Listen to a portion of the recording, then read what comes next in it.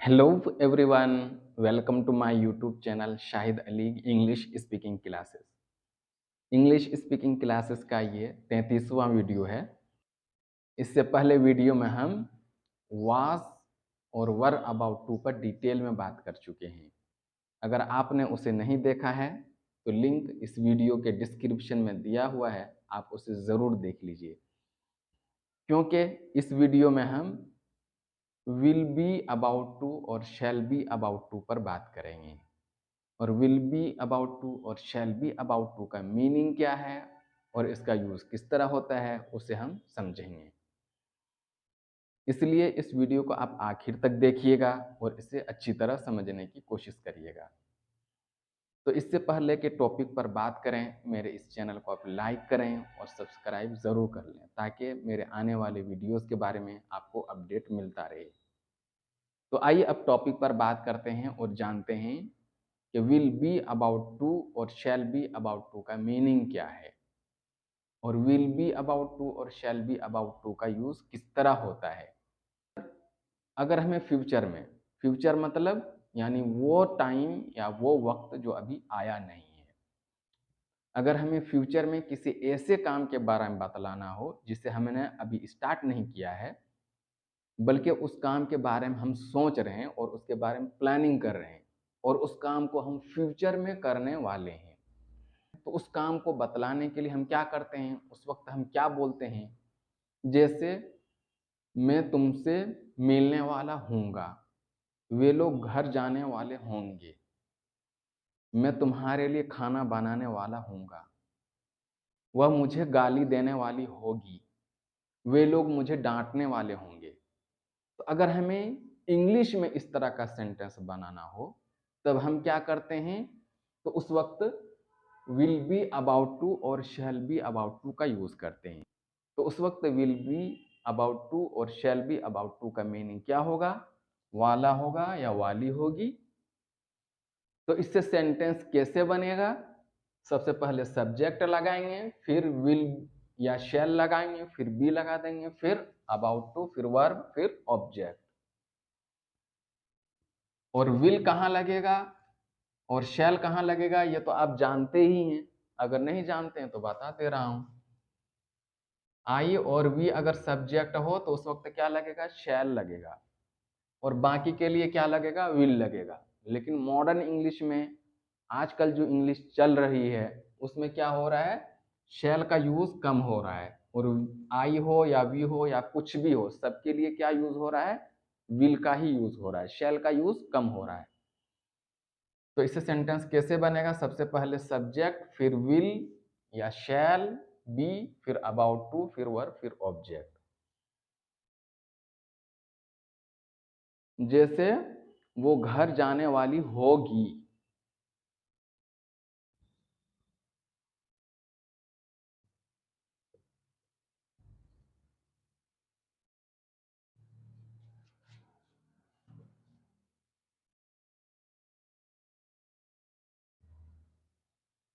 She will be about to go to house, वो घर जाने वाली होगी।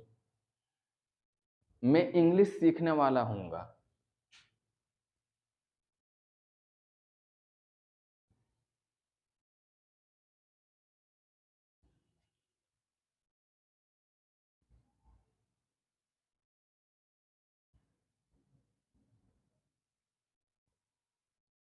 आई shall be about to learn English, मैं इंग्लिश सीखने वाला हूँगा।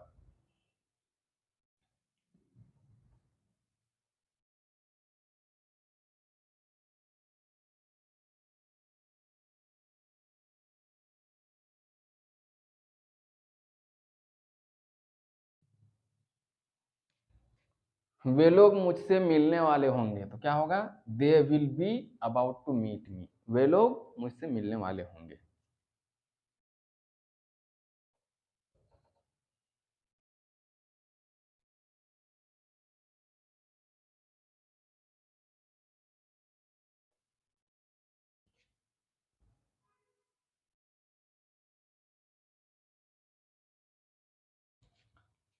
You will be about to cook food, तुम खाना बनाने वाले होगे। और अगर हमें नेगेटिव का सेंटेंस बनाना हो तब हम क्या करते हैं, सबसे पहले सब्जेक्ट लगाते हैं, फिर विल या शैल, फिर नॉट, फिर बी, फिर अबाउट टू, फिर वर्ब, फिर ऑब्जेक्ट लगा देते हैं। जैसे वो घर जाने वाली नहीं होगी।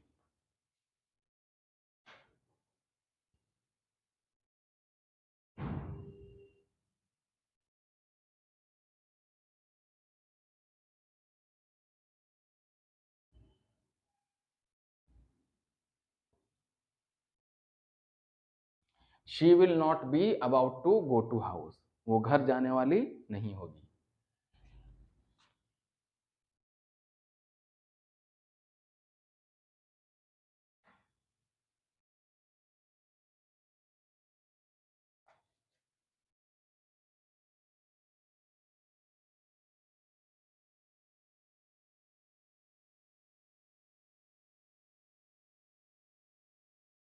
We shall not be about to help him, हम लोग उसकी मदद करने वाले नहीं होंगे। तो यहाँ शैल लगा है क्योंकि यहाँ वी है, तो यहाँ अगर शैल भी लगा सकते हैं और विल भी लगा सकते हैं। तो अगर यहाँ मैं कह दूं I will not be about to help him, तब भी सही होगा, तब भी उसका मीनिंग यही होगा, मैं उसकी मदद करने वाला नहीं हूँगा।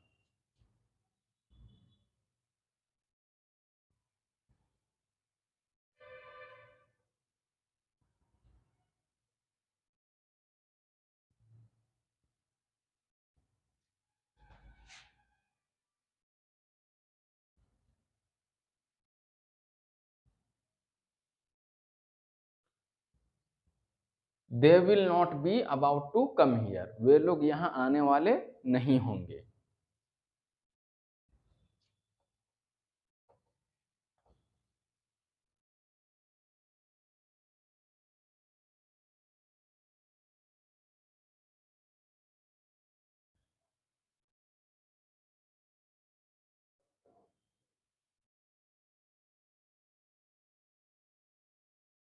You will not be about to cook food, तुम खाना बनाने वाले नहीं होगे।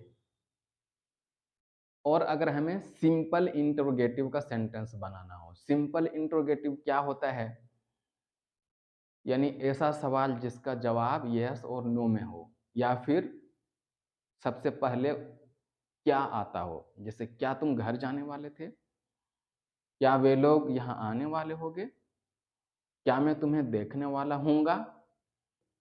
तो ऐसा सेंटेंस जिसके स्टार्टिंग में क्या हो, या फिर ऐसा सवाल जिसका जवाब यस और नो में हो, तो उसे क्या कहते हैं, simple interrogative sentence.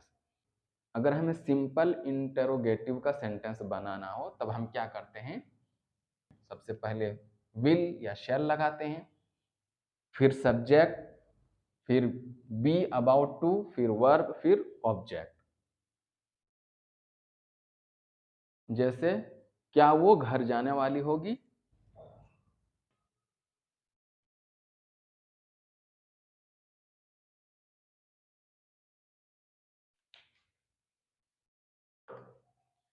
Will she be about to go to house, क्या वो घर जाने वाली होगी।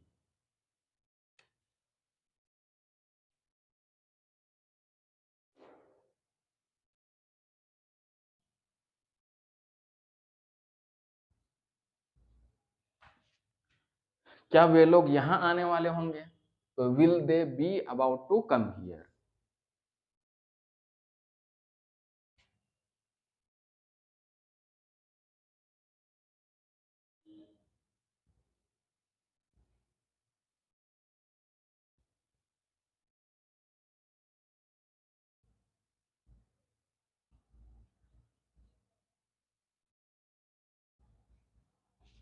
क्या मैं तुमसे मिलने वाला हूँगा, shall I be about to meet you, क्या मैं तुमसे मिलने वाला हूँगा।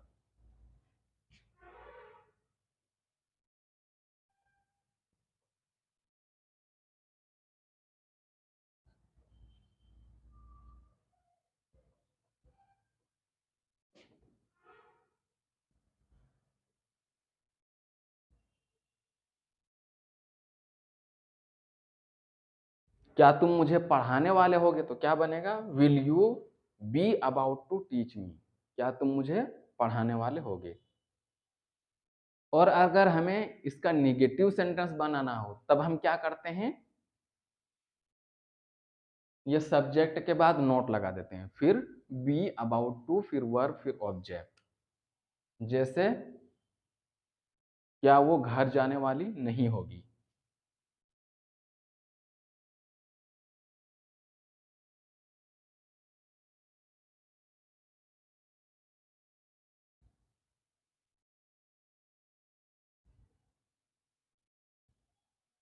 तो will she not be about to go to house, क्या वो घर जाने वाली नहीं होगी।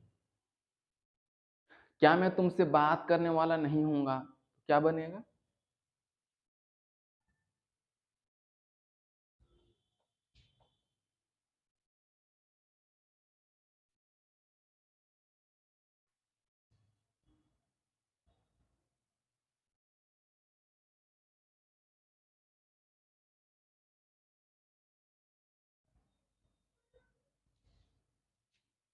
क्या मैं तुमसे बात करने वाला नहीं हूंगा, तो will I not be about to talk to you.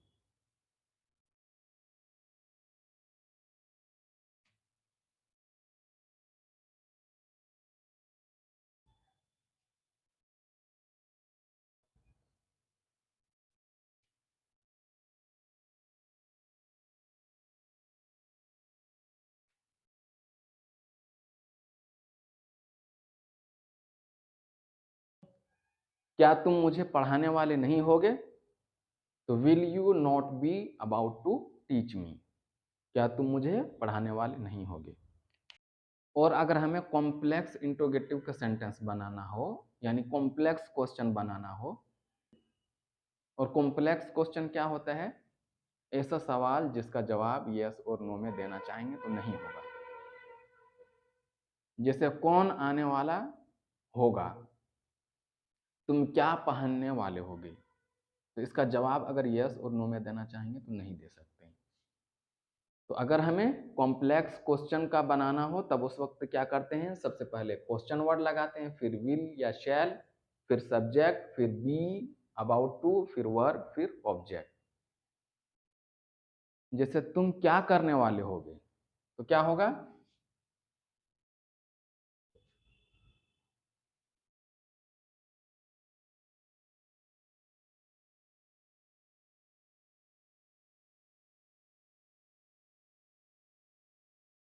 What will you be about to do, तुम क्या करने वाले होगे।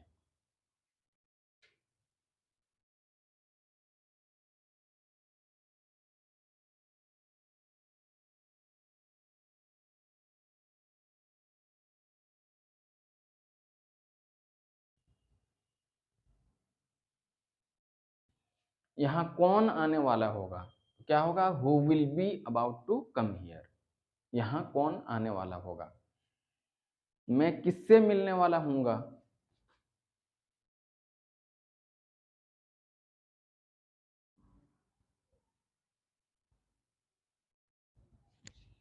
Home will I be about to meet, मैं किससे मिलने वाला हूंगा।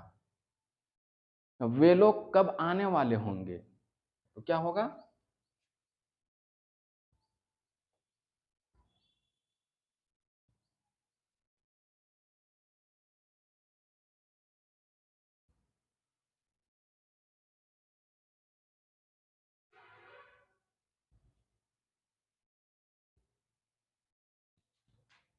When will they be about to come, वे लोग कब आने वाले होंगे। और अगर हमें इससे नेगेटिव का सेंटेंस बनाना हो तब हम क्या करते हैं, सबसे पहले क्वेश्चन वर्ड लगाते हैं, फिर विल या शैल, फिर इसके बाद सब्जेक्ट, और सब्जेक्ट के बाद हम नोट लगा देते हैं, फिर बी अबाउट टू, फिर वर्ब, फिर ऑब्जेक्ट। जैसे वो क्या खाने वाला नहीं होगा।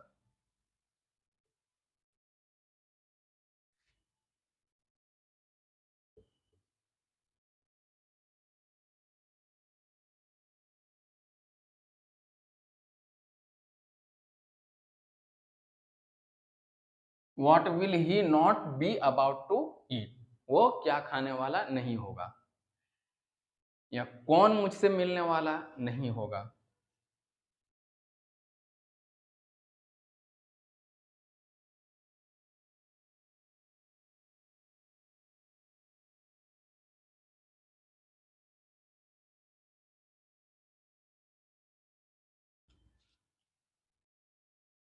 Who will not be about to meet me, कौन मुझसे मिलने वाला नहीं होगा।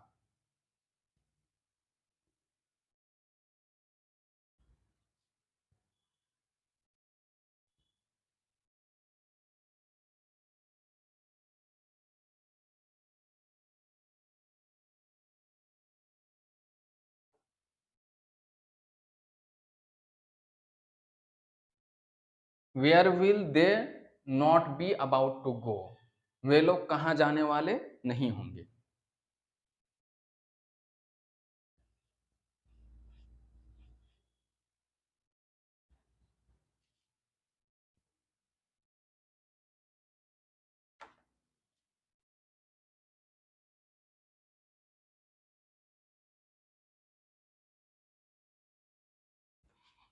मैं किसको बुलाने वाला नहीं होऊंगा, तो whom shall I not be about to call, मैं किसको बुलाने वाला नहीं होऊंगा।